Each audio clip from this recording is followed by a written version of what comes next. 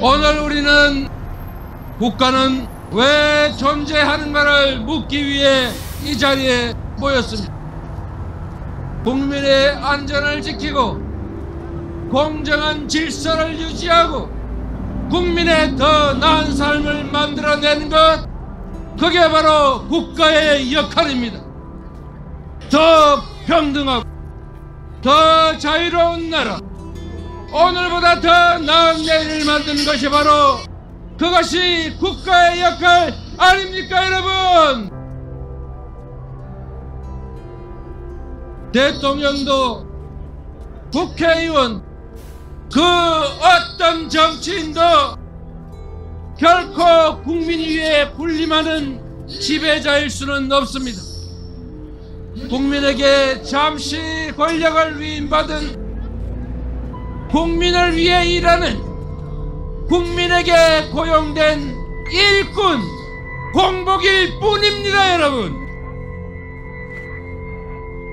국가가 국민입니다. 국민이 곧 국가입니다. 국가는 오로지 국민을 위해서 존재해야 하고, 국가 권력은 오로지 국민을 위해서만 사용되어야 합니다. 우리 국민들은 산업화와 민주화의 그 고개를 넘어서서 위대한 역사의 성공을 써왔습니다.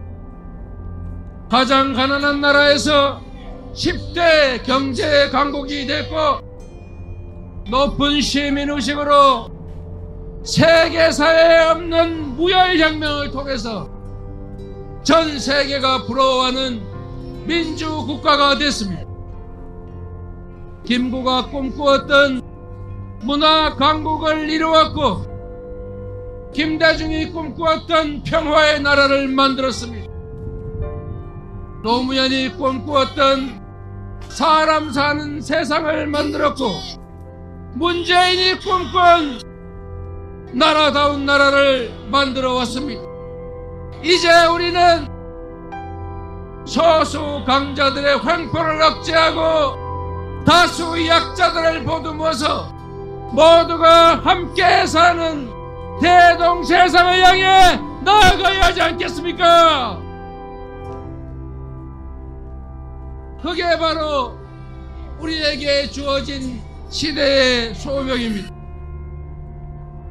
여러분께 묻겠습니다. 윤석열 정권 출범 9개월이 지난 지금 우리 사회는 과연 단 한 발짝이라도 앞으로 나아갔습니까? 우리 국민들에게 꿈과 비전을 만들어주고 있습니까? 그렇습니다. 전진은커녕 그 짧은 시간에 상상 못할 폐행과 체포가 이루어졌습니다. 평화가 위기입니다. 북한의 무도한 도발에 강대 대결, 전쟁 불사 같은 말폭탄으로 한반도 위기가 고조되고 있습니다. 평화로웠던 휴전선의 대결의 기운이 감돌고 전쟁 위기가 일상이 됐습니다. 국지전이라도 벌어져서 내 아들 혹시 전쟁터에서 죽어가지 않을까, 내 삶의 터전이 파괴되진 않을까 많은 사람들이 걱정하게 됐습니다. 국가 안보나 국민의 안전보다는 정권의 안전과 안보를 더 중시하는 윤석열 정권의 무능함과 무책임과 무대책 때문 아닙니까, 여러분? 전쟁에서 싸워서 이기는 것은 하책입니다. 수많은 사람들이 죽어가고 대량 파괴가 이루어진 다음에 이기는 것이 무슨 큰 의미가 있겠습니까? 그래서 싸우지 않고 이기는 것이 더 중요합니다. 그러나 이것도 충분하지 않습니다. 정말로 중요한 것은 싸울 필요가 없는 평화 상태를 만들어내는 것, 그것이 바로 상책 아닙니까 여러분? 싸울 필요가 없는 평화를 만드는 것이야말로 진정한 안보 능력이고 평화야말로 최고의 안보이다. 동의하십니까 여러분? 국민의 피와 목숨을 바쳐 만든 민주주의도 위기에 처했습니다. 우리나라 민주주의 지수가 1년 만에 8단계나 떨어졌다고 합니다. 정치가 아니라 전쟁을 하고 상대를 죽이려는 정치 보복에 국가 역량을 낭비하는 바람에 대한민국의 민주주의가 추락했습니다. 유신 독재 정권이 물러간 자리에 검사 독재 정권이 다시 또아리를 털고 있습니다. 유신 사무관 대신에 검사들이 국가 요직을 차지하고 군인의 총칼 대신에 검사들의 영장이 국민을 위협하고 있습니다. 정치의 자리를 폭력적 지배가 차지했습니다. 질식하는 민주주의를 우리가 나서서 지켜야 하지 않겠습니까 여러분?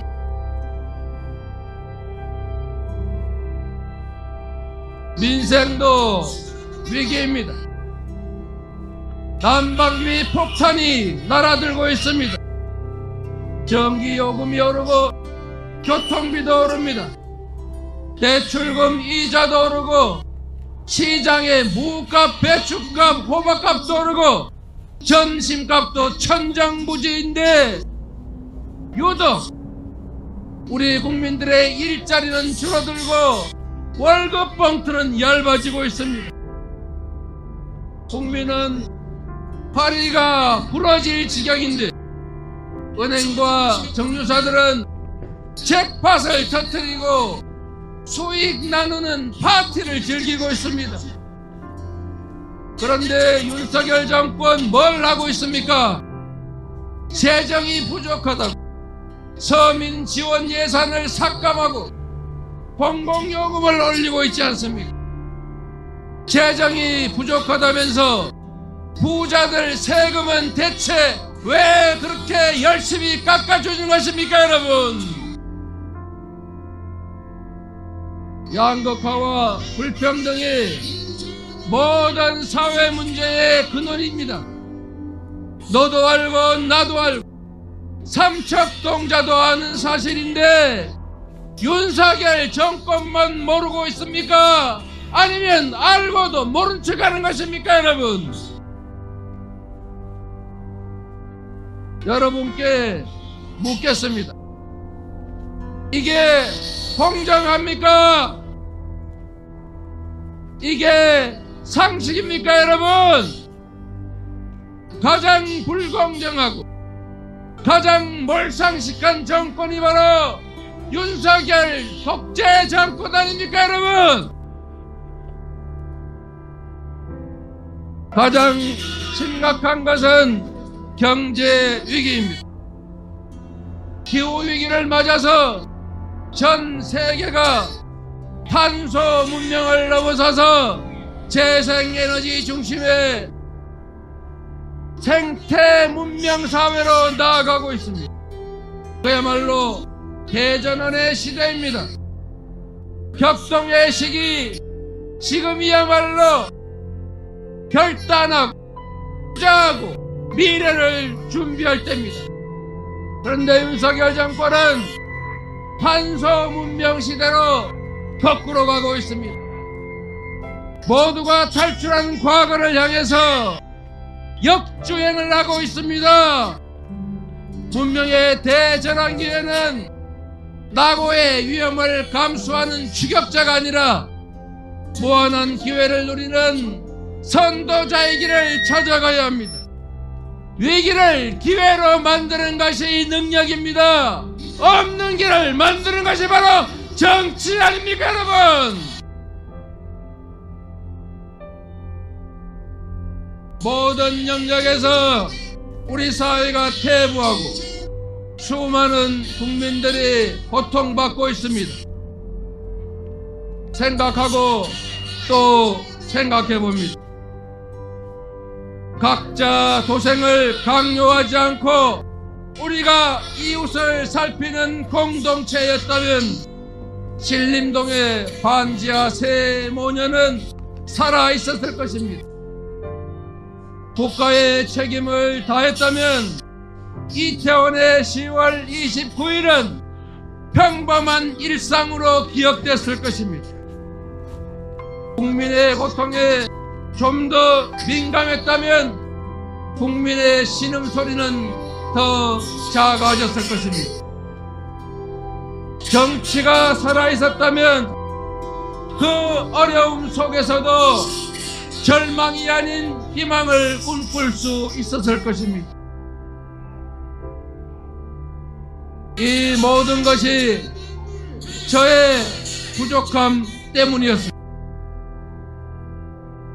패장인데 전쟁에 졌는데 삼족을 멸하지 않는 것만도 다행으로 생각하라는 조언 아닌 조언을 위로 삼겠습니다. 국민의 피눈물에 그리고 그 고통에 비한다면 제가 겪는 어려움이 우선 대수겠습니까, 여러분? 역사적 소명을 뼈에 새기겠습니다. 어떤 핍박도 의연하게 맞서고 국민이 부여한 책임을 잊지 않겠습니다. 대열의 맨 앞을 굳건하게 지키고 힘내라는 여러분에게 제가 힘이 되어드리겠습니다.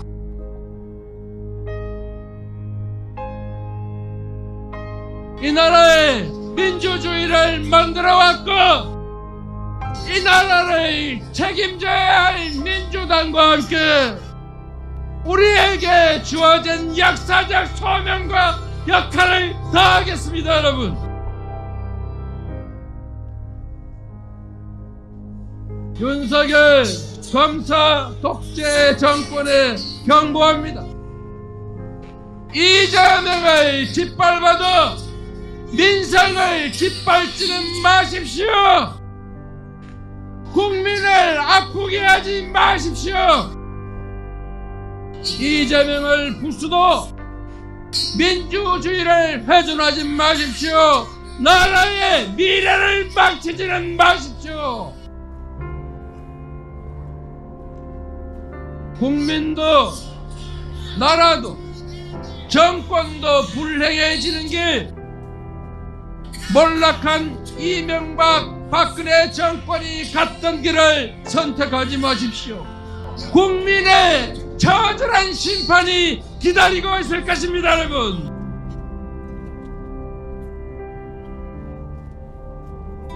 대한민국은 민주공화국이다. 주권은 국민에게 있고 모든 권력은 국민으로부터 나온다. 대한민국 헌법 1조를 다시 되새겨봅니다. 한겨울에 집을 나서 촛불을 들고 우리가 꿈꾸던 세상이 있습니다. 모든 국민이 안전하고 전쟁의 위협이 사라진 평화로운 나라 맞습니까, 여러분? 공정한 기회 속에 노력한 만큼의 보상이 주어지는 공정하고 정의로운 나라 맞습니까, 여러분? 넘어져도 다시 일어서 할 수 있고 오늘보다 내일이 더 나은 나라, 국민이 주권자로 존중받고 국민이 스스로 통치하는 민주공화국 맞습니까, 여러분?